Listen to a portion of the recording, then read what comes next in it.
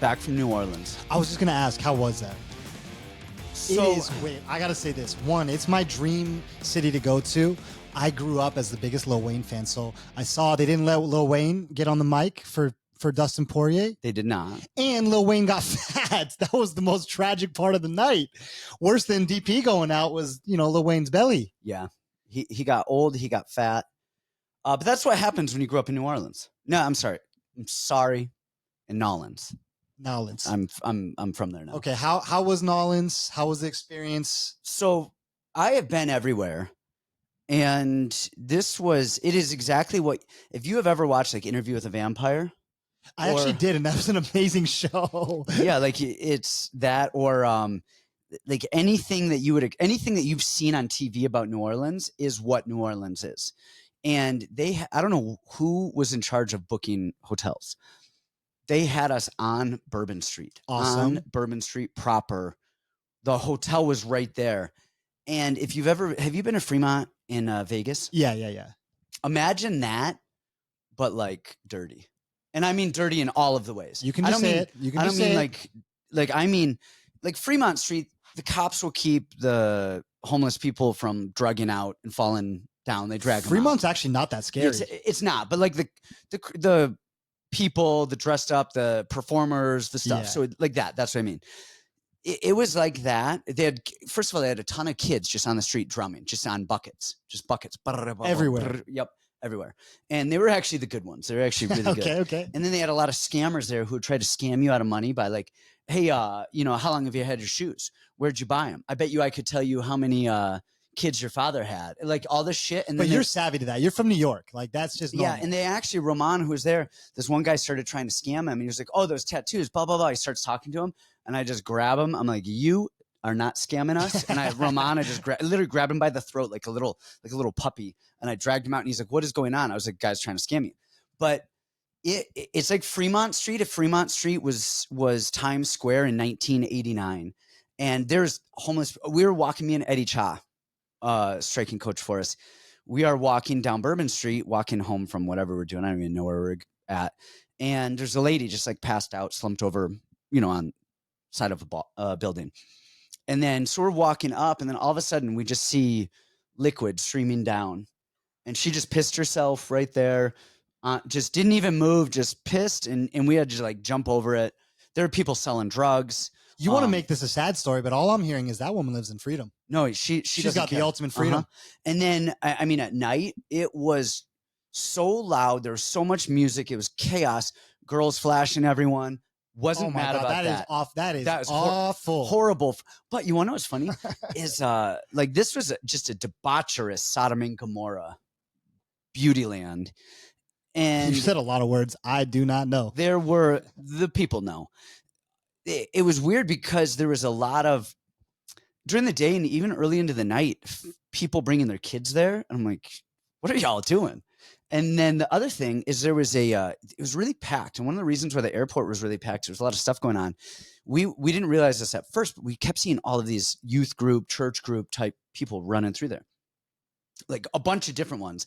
And there was a youth Lutheran meetup thing going on. So there's 30,000 youth Lutheran in the city for this meetup thing. Wow. And so we would just see a ton of them all, like just different groups, different shirts. Do they have a certain look or a certain outfit? Well, they all had shirts on. So they'd all have their own, like, and you could tell they were like a religious youth group shirt, but they were different. They weren't all, so we're like, why is... They were like battling each other. Yes. Like running like sack races and stuff. And so anyway, so that was Bourbon Street, but Bourbon Street is only Bourbon Street in the French Quarter. The same street, as soon as you leave the French Quarter, it turns into a different name. And then when you go to it's east and west. When you go to the east side, it turns into a different name as well. And it's actually a really small street. You could walk the entirety of the French Quarter from Bourbon Street to Bourbon Street, the front of it to the end of it, in 10, 12 minutes, 15 minutes, something like that, just walking pace going. But the architecture down there is amazing. So the one thing that I want to know, because I know you love this part. I know you love this part because you talked about this part and I sat there and I listened for 10 minutes. So Tino calls me. You and I have been arguing a lot lately. I feel if we need to clear this out, on my birthday, I took you down once, my first time ever. I feel like I feel better than I used to feel. Well, that was a birthday present. So you called me, we get in an argument, we hang up, and then you pocket FaceTime me. Oh yeah. And so no, but we didn't argue then. Oh, that was a good conversation. No, that was a normal conversation because you weren't being passive aggressive. Whoa. Well, all right, clear this shit out. So you FaceTime me, and I thought this was going to be hilarious. Like, I stood on the phone. I kid you not. I'm in my underwear in my kitchen, and I just do this for 10 minutes straight because I was hoping that you would eventually pick up your phone and see me and go, what the fuck's going on? And we're on Bourbon Street in the middle of the night, and then I like grab my phone because I had it in my hand. And so I'm just like walking. And then I looked up and Brandon is shirtless on FaceTime. And I'm like, what the hell is going on? I'm literally I have the video, 10 straight minutes, screen recording, just pumping my fist. And so all I hear you talking about, you're like, these above ground graves. I thought I was going to catch you in some crazy shit. I thought you were going to be like, all right, everybody's asleep. Like, let's do it. And then you like go rob a bank or something at night. No, you wanted to go see above ground graves. So how are the above ground graves? They're actually super cool. Like the cemeteries are above ground because there's so much liquid. It's actually below sea level. So if it floods, it's in such a flood zone. All of that stuff is coming up and about. Did they or did they not already have a plot ready for Robert Valentine? Who's Robert Valentine? The guy that got knocked out by Esteban Gautier. Oh, yeah, they were ready for that. Oh, actually, one that was really creepy is right on one of the. That was a solid joke, by the way. That lost that moment. That lost it. That lost it. There was a like plaque up on one of the walls, like on Bourbon Street, and there's a church. It's called Jackson Square. There's Jackson Church in Jackson. Who is Andrew Jackson, one of our presidents? You know, they have a big statue of him on a horse. Jackson Square. Well, in January, that's where 14 people were shot and killed. Just on this mass. It's kind of poetic.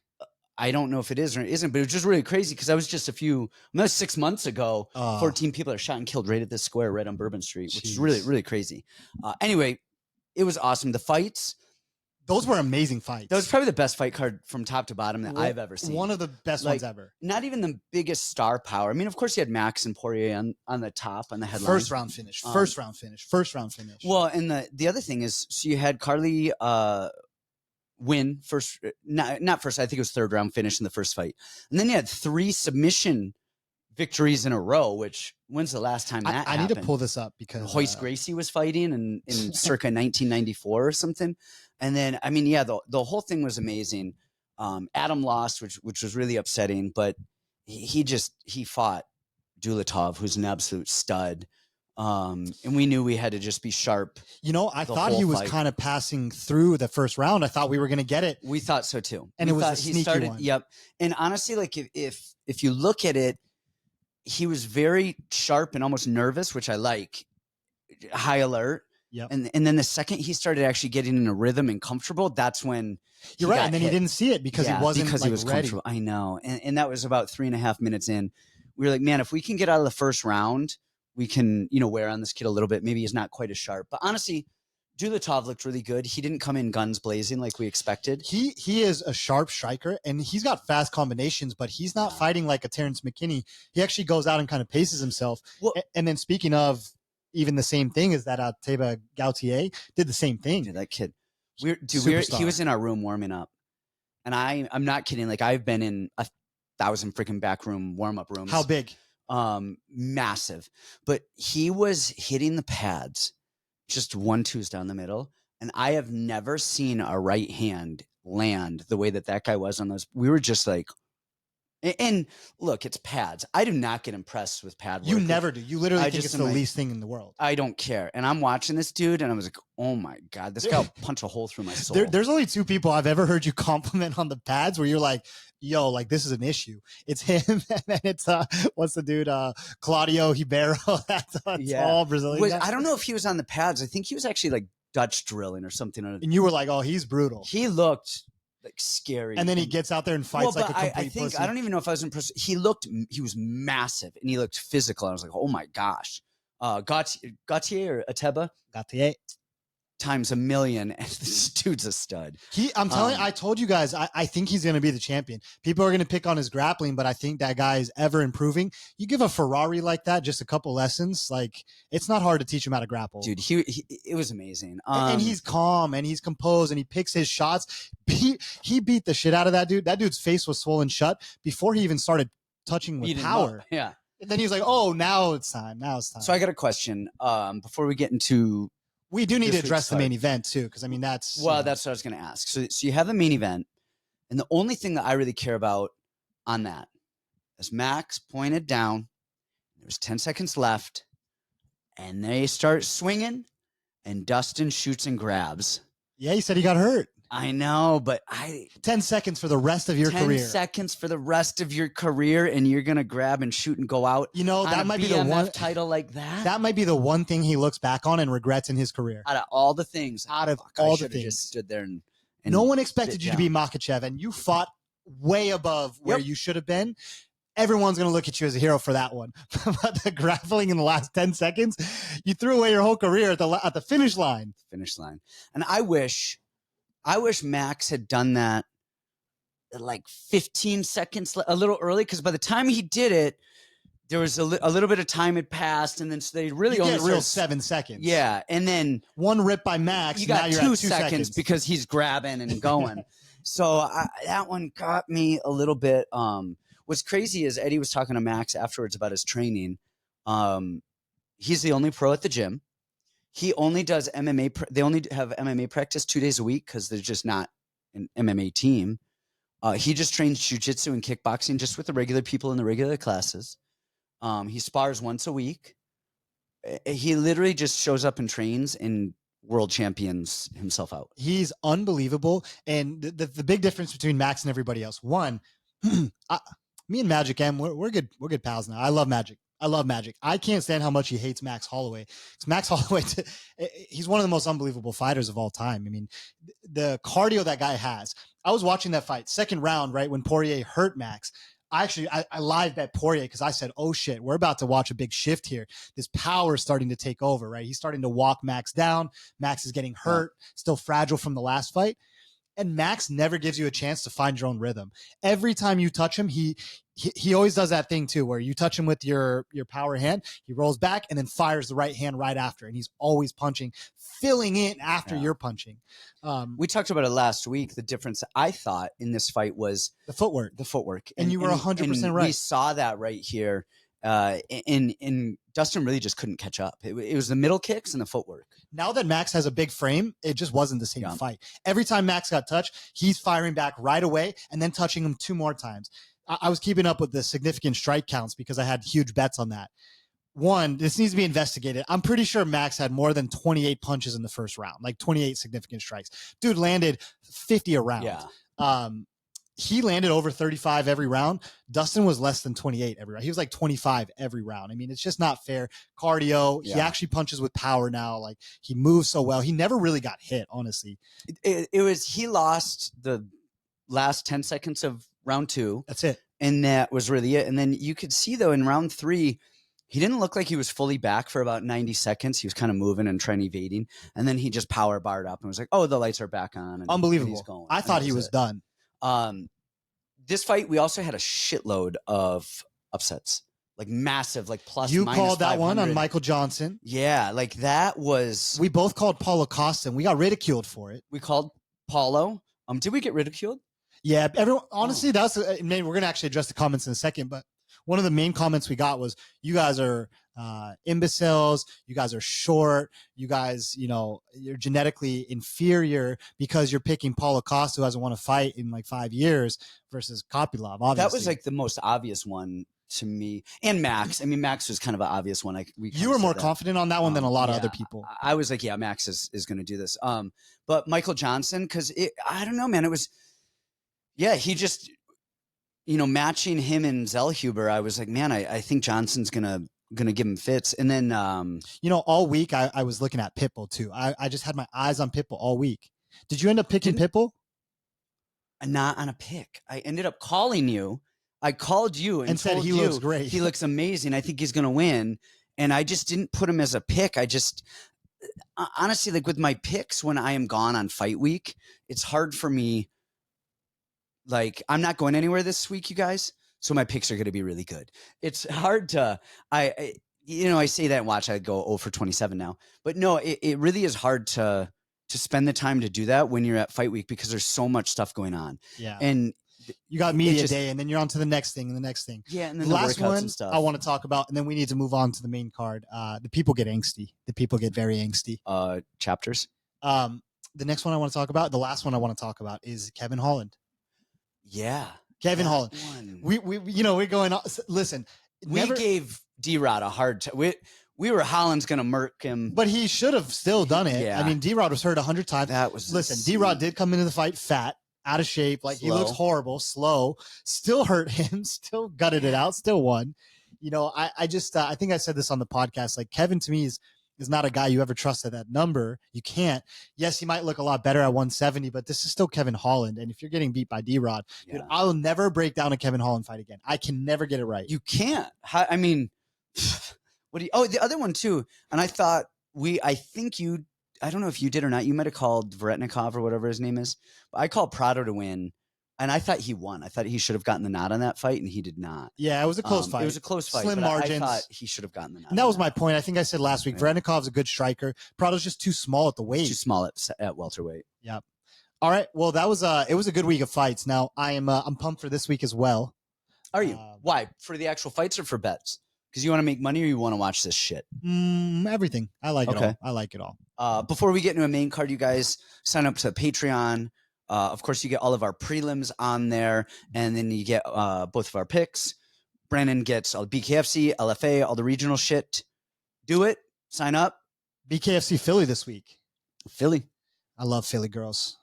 High class. Let's go. What do we got here for our first fight of the night here is this Abu Dhabi? Dubai? Is. Okay. Friend of the podcast, Frangina, is out in Abu Dhabi right now. You best believe every time he puts on the whole thing, I'm screenshotting thing. Profile picture, you bet. All right. First fight on the main card, we have Nikita Krylov -190 versus Bogdan Guskov at +165. I'm going to go on this one first. Krylov is halfway to Kevin Holland in the sense you just don't know what you're getting. I mean, you know what you're getting. Don't get me wrong, but he just runs into shit. The Dominic Reyes thing, I'm looking at that again. I was rewatching that fight. He literally sprinted into Dominic Reyes' punch. Yeah. And I mean, I would too. Like, what are you doing there? Which kids is why we don't switch stances right in the lane. You switch and move and drives me nuts. Anyway, Krylov's pressure when he is in a wrestling frame is amazing. Like him with who is Uzdemir? Uzdemir. Yeah. Yes. He's nasty. That was such a good game plan, good pressure. Is in his face. I'm pulling up now. So he beat Gustafsson, he beat Ozdemir, he beat Ryan Spann, and then he just got starched by Dominic Reyes by sprinting in like a madman. And then you have Guskov. Well, actually, first, Krylov, he's got good kicks on the outside. He's not, I would say, a great puncher, but he's not a horrible puncher. He just he almost like, again, I'm going to get flamed here for saying this, but like Oliveira almost, where it's just almost at his hips punching. It's not like he's in a good boxing stance. He's just punching. He's just punching and kicking. But man, his wrestling, his pressure is phenomenal. When he gets on top, he has great top control. And then you have Guskov, who I believe, were pretty critical of him coming in. Yeah, he's awful, but he's fun. He is fun, but he's actually not bad. He's getting better. And you look at him, his striking, his hands are high. He does the right stuff. He's calm. Even he's getting taken down and he's getting back up. He's not taking damage. He's doing the right stuff. The issue here, even when he fought Alakena had his through the body triangle and tried to get it, and he wasn't allowing him to lock the body triangle up, which eventually led to him getting out and moving, which I was actually shocked on that he was that adept at. Do you think he did it on purpose? Maybe. No, there's a lot of shit people do on accident. No, he was controlling that foot the whole time. The foot and the ankle. But his boxing's actually good, and he's fast, and he has a decent chin. I think I honestly don't know where to go with this one. I want to say Krylov will just maul him. And if he has a wrestling heavy game plan, I think he does. I just can't trust that he's going to have a wrestling heavy game plan for long enough. So I think Krylov is going to win this, but I have very little faith in it because I don't have faith in Krylov's game plan. I have a lot of faith here in Krylov. Okay. I'm tired of looking at the whole aura thing and like this stuff. If you look at it from that view, oh my God, then put your life savings on Guskov. I mean, he's the guy with all the momentum. Yep. Krylov looked horrible in his last fight and all this stuff, yada, yada, yada. But we're looking at X's and O's here. We look at purely the X's and the O's. Krylov is serviceable on the feet. He's not bad on the feet. But when he gets a hold of you and he grapples you, that is death. And the thing about Guskov, I don't think Guskov has good cardio. He's kind of shown, even though in his other fights, like he kind of wins round 2, that's only because the other guys have worse cardio than him. Well, it's also the other guys Are worse grappling cardio, themselves. but even like Alicana in the last fight, he had his back the whole time, which is not a cardio intensive. It is on your legs though. No, for the guy on the back. Yes, but yes. he had his back taken. He's not wasting energy he's there. chilling. He's just chilling. And so, And the one time we did see it was with Uzdemir, and he got so tired and then ended up getting finished. Krylov can do that for 15 minutes. Yeah. Like I'm tired of this aura stuff. You know, maybe Krylov gets knocked out, but if I look at the X's and O's, Krylov is a horse on top. He's gonna get him down. He's gonna beat the shit out of him on the top. Like I'm done playing games here. okay. It's Krylov. Okay. It's funny because I like Krylov, and I thought you were going to say, nope. Guskov is going to. No, because there's a couple fights on this card that I just can't believe. Like the massive step up in competition is not reflected in the line to me. And to me, this producer, what were the odds one more time? So we had Krylov at -190 and Guskov at +165. Yeah, I mean, it's going to be tough to get there on a straight bet, I guess, but maybe it's not. I mean, he has a potential to look -800 here. I feel, unless he gets sparked and whatever. But another good option too, you could do decision only Krylov. Like if you don't think he's going to be able to finish Guskov, I personally think he can. But I like Krylov here. Okay. All right, next we have Asu Almabayev -105 versus Jose Ochoa -115. Tell me about this. What do you got? What a good fight. This is a really good fight. And I think most people are going to be on the Ochoa side here. Okay. I think you're probably going to be on the Ochoa side too. I think I'm actually going to go the other way on this one. And it's crazy to say that because Asu looked bad. And it's not even that Asu looked bad. Manel is just Manel. Manel is Manel. It's just hard. Manel is Manel. And I think Ochoa is very, very good. But I think occasionally Ochoa is willing to play guard. And I think Asu's wrestling is so high level. I don't think that Ochoa can deal with that. Now, styles wise, obviously, if Ochoa gets up, he's going to put up a lot of points and a lot of volume on Asu. But I don't know if Asu's ever going to let him go for 15 minutes. It's a very close line. I understand if you bet Ochoa, I actually think that's a smarter bet than Asu. If you're betting Asu, you're planning on a really thin margin victory here, just grappling him to death and trying not to get sparked when it starts on the feet. However, I think he's old enough, experienced enough. I think he's good enough as a grappler and top heavy wrestler to get the win here. I got Asu Almabayev. I'm torn on this one. This is a close fight because it really is. Either will look big favorite. Yes, the volume of Ochoa and his striking is clean. Asu's striking's not bad. It's not the worst, but he's going to lose on the feet. Yeah, it is, but he doesn't need to win on the feet. He needs to not get starched on the feet, not get just so outvolumed Get him on the feet. It's crazy. But his wrestling is phenomenal. His top game is phenomenal. His ground and pound is, well, not ground and pound, but his ground control is phenomenal. It's very good, yeah. Considering he's a wrestler, he's got good hip control. Yeah, Come join the dark side, Daddy. No, I am. I want to. It just feels almost like too obvious. Yes. I know. It seems like it's too obvious that he's just going to take him down and grind him out. Oh, I feel the opposite. I feel like it's obvious that Ochoa defends takedowns and front kicks him to death. No, see, I actually am thinking the opposite. I think if Asu gets a hold of him, he is going to drag him down and go. What will he do like to I'm him? going to look foolish. Tell me what he'll do to him. When he's going to. Can you tell us the story about the Osteria Mountains? I've never talked about that online. Tell me about the Osteria I've never talked Mountains. about Osedio, right? Like, tell me about those muscles. I don't, man. One of these days I will break that out on the podcast. One of these days I'm going to go through and do a deep dive into Osedio and the whole history. Actually, you know what, guys? We're going to start a GoFundMe. I want to start a GoFundMe for you and I to go to Osedio. To go to Osedio with Asu Almabayev. He can take us everywhere. Show us the hometown. We eat horse meat. We'll do the whole bit. I like Asu here for the win. Again, very, very low confidence on this because it's. Why don't you speak with your chest? Why don't you say with some confidence? All right, I'm going Asu. I think Asu's going to get it in. I think he's going to get it in. Damage. Top game. He's going to out wrestle him. His wrestling is that good, and he's going to be. If he loses, it's going to be in a second or a third round type of Manel Cape thing. Yeah. But I don't think Ochoa is going to have the same steam that Cape has in round 3. So we're just going to be honest. Like look at Manel Cape's genetics and then look at Ochoa's genetics. These two things are not. One equal. was meant to be a maid. The other one was meant to be a world champ. So. In the featured bout, we have Shara Magomedov -700 versus Marc Andre Barriault at +500. All right, let me take this one. No, Okay. let me take this one. Okay. I'm gonna do it. I'm gonna do it. Can we turn the damn phone off? What's going on? Is that mine? I'm taking Mab by decision. Are you? It's got to be done. It's got to be done. Because here's where I'm looking. Shara, first of all, Shara's fought the worst people. Like he's had the easiest lineup for him. Hold on, let me pull this up. Last week, somebody on the comments was like, "You can't get off your phone for 5 minutes." Michael Page. He beat Armin Petrosian.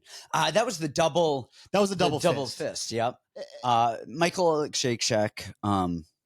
He's always going to be Shake Shack. Okay. Mikhail's good. Tricoli is no good. And Bruno Silva. Come on. No, not anymore. No, he wasn't anymore. And even he took a round off him. He took him down, took a round. Hear me out on this one. -700 on a guy who only kicks is a crazy price.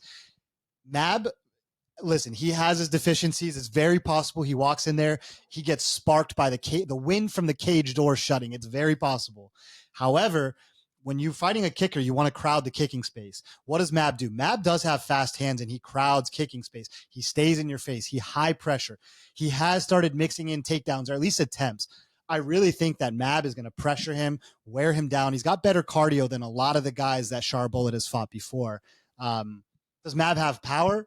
I don't know. Probably not. Shara, I think, has a good chin. I think Mab's going to stay in his face, and you're talking about a lot here. You're going to have to go up against Abu Dhabi, the whole religion of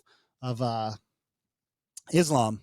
But I think Mab's going to get it done. I think he's now. Hold on. Is Shara a Russian or a Muslim Russian? He's a Muzzy. Or he's a pirate Russian? No, he's a Muzzy. Yeah, he's a Muzzy. Are you sure? Nah, he's Muzzy. Let me see where it says he's from, because I'm not sure I even agree with you.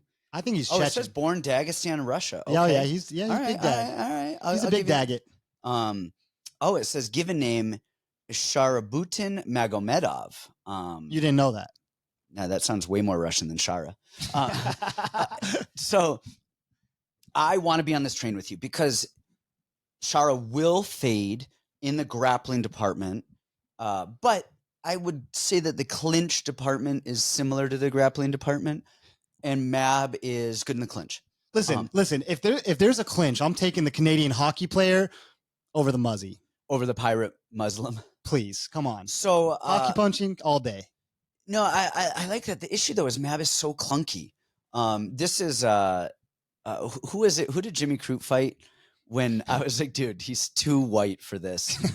Jamal Hill? When Jamal Hill put him out? It was that. You're like, no, Crute, blah, blah, blah. And I was like, how bad is Jimmy Crute? Dude, it's just not like he doesn't have enough melanin to compete with Jamal Hill. If they fought again. Jamal one punch him. Are you serious? Dude, have you seen, Even at this point in time? You got to go watch The Great White Hype. Have you ever seen that movie? All right, so there's a movie with Jamal Hill can barely stand off the couch. He's so fat. Go watch The Great White Hype. And I think it was Damon Wayans or boxers, and he's fighting this like white guy.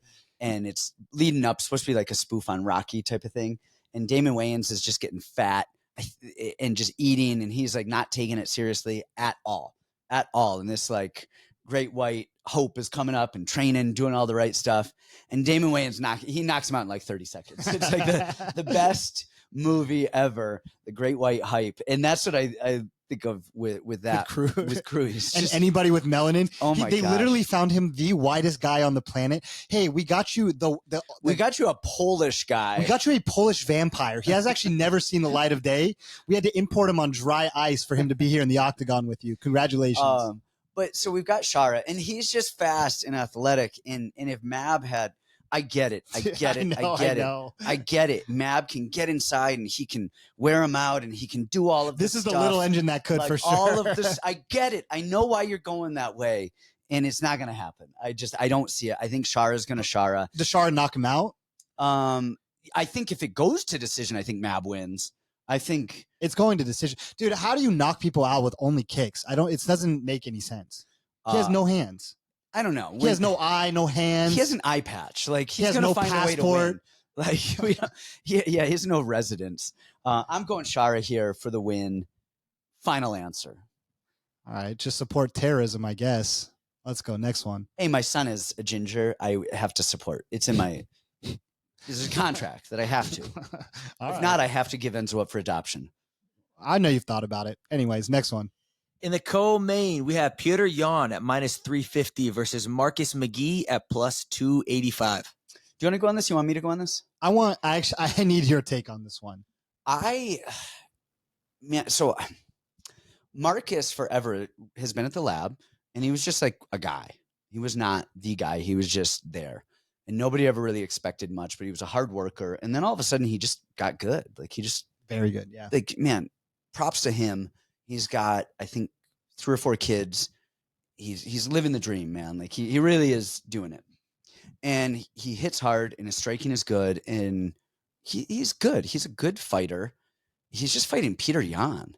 And I don't know that Marcus is going to show anything that Yan isn't completely ready for. Is that guy not one of the best fighters on planet Earth? Yeah. And so I just don't know. I mean, Yan can wrestle him. The one thing that Yan is going to have to deal with is literally the power. Excuse me. The power, but the movement at first. Yeah. Like there is a lot of movement, but Petr moves too. He does, but I also think he saw that with Corey Sandhagen already. Like he's seen that. He's very good. He does this better than anyone. He cuts people off so well. Yeah. And he's always leading people into punches. Yeah. And I don't think that, I mean, Marcus isn't going to out wrestle Yan. He's not going to out jiu-jitsu him, I don't believe. So then it comes down to him like moving in and out and kind of bang Muay Thai-ing the situation, which I don't know is going to happen. I like Yan here. I think Marcus has done really well for himself. I just don't see him beating Petr Yan. I get why he took the fight because it's like, dude, you beat Petr Yan, and Petr Yan is small and Marcus is big. Marcus does hit hard, so it's kind of like, hey, let's throw our balls out and see if we can land something. So I like it. I like the authority of him taking that fight. I just don't know how he could get it done. Because I just think that Yan is just, I think Yan's special. Yan is absolutely special, but this is a 3-round fight, correct? Yes. Correct. That is a big issue for Yan. It's a very big issue because he gives up round 1. He gives up not only does he give up round 1, Marcus is a big puncher. Marcus is going to touch him round 1. Petr always gets hit as he's making reads, as he's slipping. We've seen him get hurt a couple times. Like we've seen him get hurt before. Marcus is probably the biggest puncher that he's fought out of any of them. Honestly, his movement is he is fast and he is dynamic. He makes good reads and good counters. I think he's going to touch Yan. This is my best advice. I love Petr Yan. He's my favorite fighter of all time. I think he's unbelievably skilled. He's going to drop round 1. So you're going to bet. What were the odds one more time? Yan is -350. McGhee is +285. So you're going to bet on a guy -350 starting in the hole 0-1. That's tough because now it's going to come down to 100% round 2. Does Marcus have enough left in the tank? Is he still hitting him with big shots? Like -350 on a 0-1 deficit is not a bet I like to take. Now, what I would like to do, because if Yan starts building, I don't see him stopping. I mean, Yan is a runaway train. As soon as he builds, you're not catching back up. He's Josh Van. Once they start going, it's hard to. Yeah, if Yan starts piecing him up, and he's -400 after round 1, I'd much rather take that -400, -500 after round 1 than the -350 pre to start. Because Marcus could win that first one. And then if I still like Yan at that point, now I'm going to jump in live. Okay. I like Yan to win the fight. I think he's better, more well-rounded. It is risky because it's very risky, especially first 7 minutes are, they're Marcus up for grabs. Yeah, and Marcus is huge, yep. And his stuff is more eye-catching. So I like Petr Yan as a fan. As a bettor, I don't think you can touch it, at least to start. For me, the looks I would take is maybe Yan 2-3 knockout, because I definitely can see him connecting with power, especially as Marcus gasses, if Jan brings the pace. But I would really wait on any money line bets until after the first round's up. Okay. All right, moving on to the main event. But first, do you guys have anything you want to Oh, plug? it's main event already? It's main event time. It's only like five on the main banger there. I know. It's just, time flies when you're having fun. Do you have anything to plug? You want to plug? Eventually I will. I'm just not ready to plug yet. Yeah, outside of butts, nothing more to plug. Nope. All right, well then let's move right on to the main event. Let's carry on. Join the Discord, join the Patreon. Ooh, that came out wrong. What's up with me? What came out wrong? Did you hear that? No. Join the Discord. No, I mean, you're just carrying your voice. I posted a video of Tracy today. I thought it was hilarious. You saw the video? I had to do a double take to see. I was like, oh, shoot, that's Tracy. I was just laughing because you can take the hood out of, I'm saying you can take the girl out of the hood, but you're never going to take the hood out of the girl. I think Tracy, I think I got to witness the first time that Tracy Cortez ever saw a live deer. Really? It was hilarious. She looks at the thing. The deer looks at her. They kind of stare at each other like, is that Tracy Cortez? Is that a deer? they did the same thing. And she looks at it and she goes, what it do? And I'm like, oh shit, dude, we're in the ghetto. Really? Yeah, I got a video. This is great. You got to show me. All right, main event. Discord, Patreon. Go sign up, join, have fun with us. Good bets, man. I'm firing on all cylinders. Let's all right, go. Thing. Let me hear your thoughts first. All right, here we go. In the main event, we got Robert Whittaker minus 145 versus Reinier de Ridder at plus 125. All right, so this is the one I'm talking about. I don't understand this.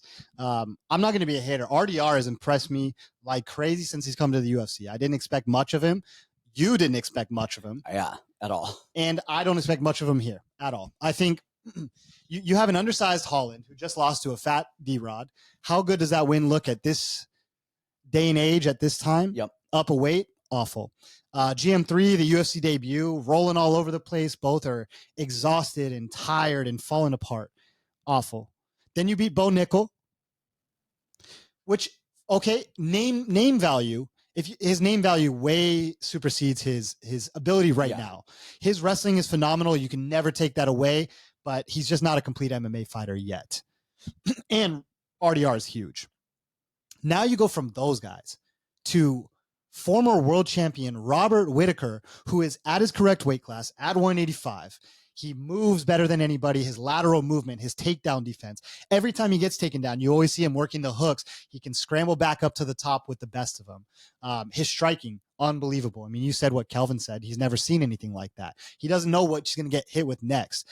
And in a 5-round fight where RDR has awful cardio, he's got, a round and a half before he was falling apart against Anatoly. I don't see a world. Does RDR take him down and submit him? Maybe, but he didn't do it to GM3. And GM3 offers 0 on the feet, 0 in takedown defense, 0 in cardio. You're talking about Robert Whittaker in a 5-round main event. He just did this to your boy. The same guy that they hyped up with the aura, and I even picked him too. Ikram, look what happened to your boy. I don't care the aura, the momentum. I'm talking X's and O's here. RDR is not DDP. He's not Dricus. He's not going to throw him down. I don't see it. At least not in round 2, 3, 4, and 5. So for me, this is very confident. I feel this in my heart. Massive levels fight. I'm happy to be proven wrong, but I like Robert Whittaker. How? Knockout.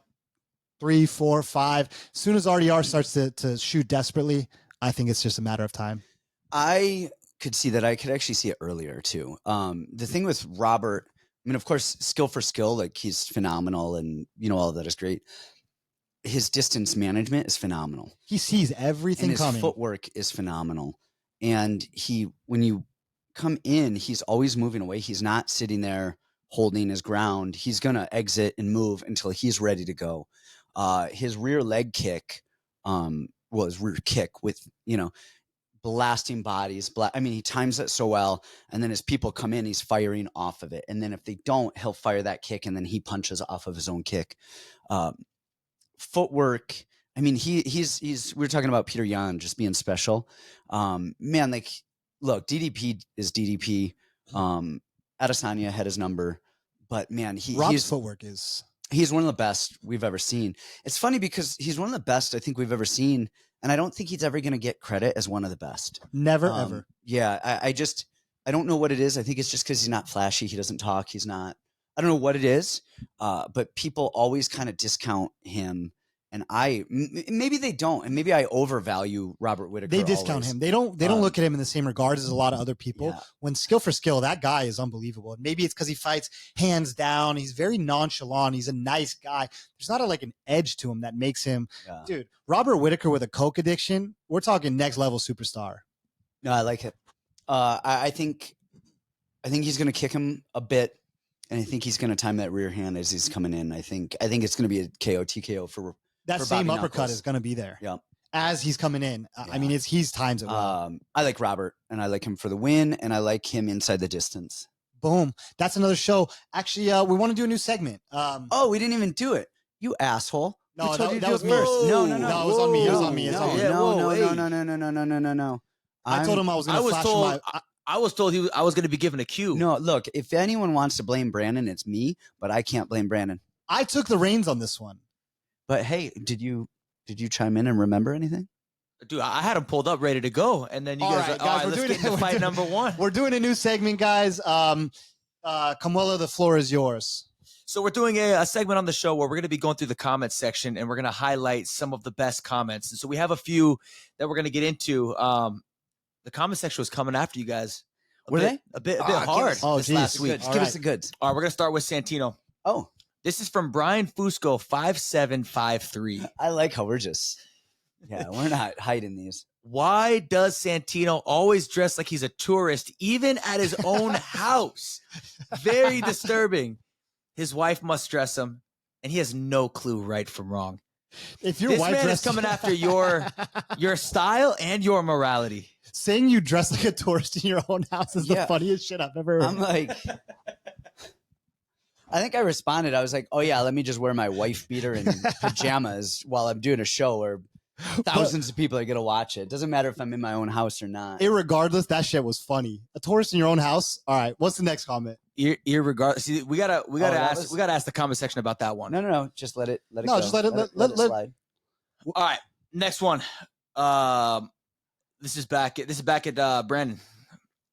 The more Brandon talks women, the more I believe he's destined to be with Jeff Molina. This is from Red Bird Drizzy.